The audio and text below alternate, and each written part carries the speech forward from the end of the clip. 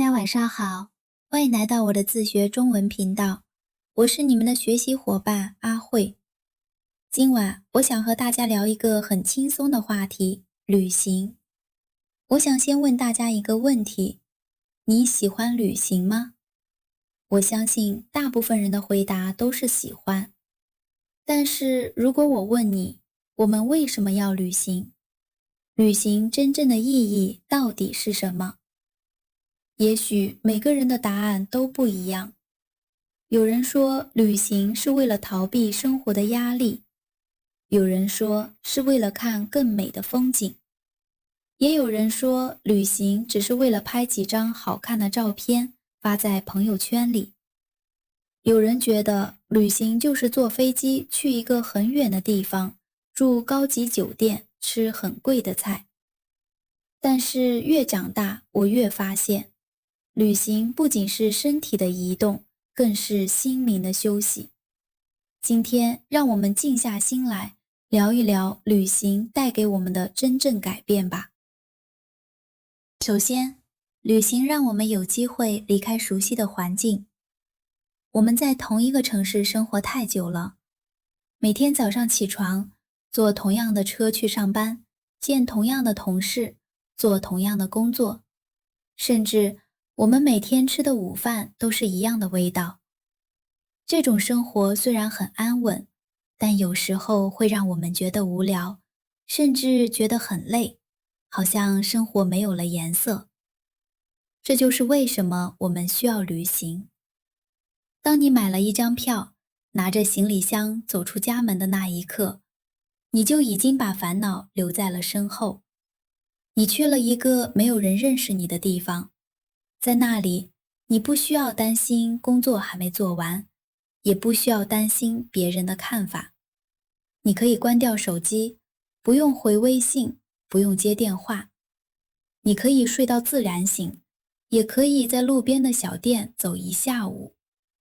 在这个陌生的城市里，空气是新的，街道是新的，你也是新的。这种新鲜感就是治疗压力的最好办法。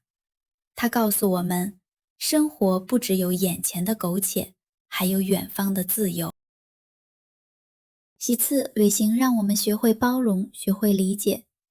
中国有一句老话叫读万卷书不如行万里路，意思是说看1万本书不如去走1万里的路。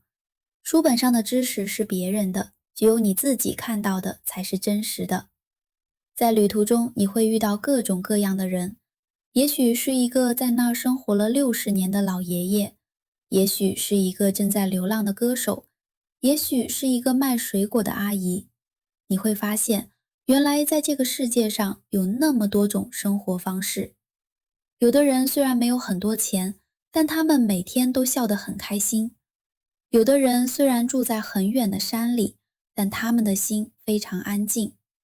看到这些，你会明白，成功不只有一种标准，幸福也不只有一种样子。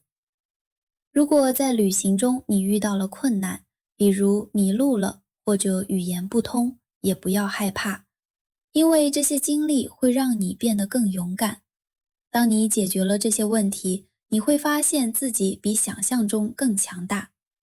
这就是旅行的意义，它打破了我们心里的墙，让我们看到一个更大的世界。当我们看过大海的宽广，就不会再为生活中的一件小事而生气了。除了看世界，旅行更重要的是看清自己。在忙碌的生活中，我们经常为了别人而活，为了让父母满意，为了让老板高兴，为了照顾孩子。我们很少有时间问问自己，我真正喜欢什么？我真正想要什么？但是在旅行中，特别是一个人旅行的时候，你有大量的时间和自己对话。记得有一次，我一个人去爬山，当我在山顶看着太阳慢慢落下去，周围非常安静，只有风的声音。那一刻，我忽然明白了我想要的生活是什么样的。那种感觉是在吵闹的城市里找不到的。旅行像是一面镜子，它让我们看清自己的内心，让我们重新找回那个快乐、简单的自己。如果可以，去旅行的时候，请多拍一些照片，把那些开心、幸福的样子都拍下来。因为5年、10年以后，你会很想看看以前的自己。回忆是很珍贵的，它会陪你一辈子。所以，在找回自己的路上，请好好留住这些美好的记忆。最后，我想说，旅行的终点其实是家。这听起来可能有点奇怪，我们离开家去旅行，为什么最后是为了回家呢？因为当你走了很远的路，看了很美的风景，你会开始想念家里的那张床，想念妈妈做的菜，甚至想念那个虽然有点吵，但很温暖的城市。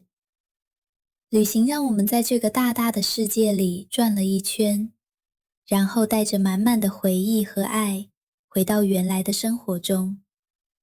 你会发现，虽然生活还是一样的，但你的心情变了。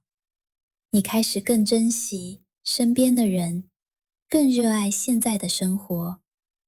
这也许就是旅行最大的意义。亲爱的听众朋友，如果你觉得累了，不如给自己放个假，出去走走吧。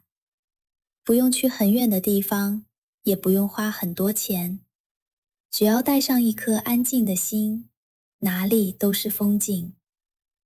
好了，今天的节目就到这里，希望你在下次旅行中能找到属于你的答案。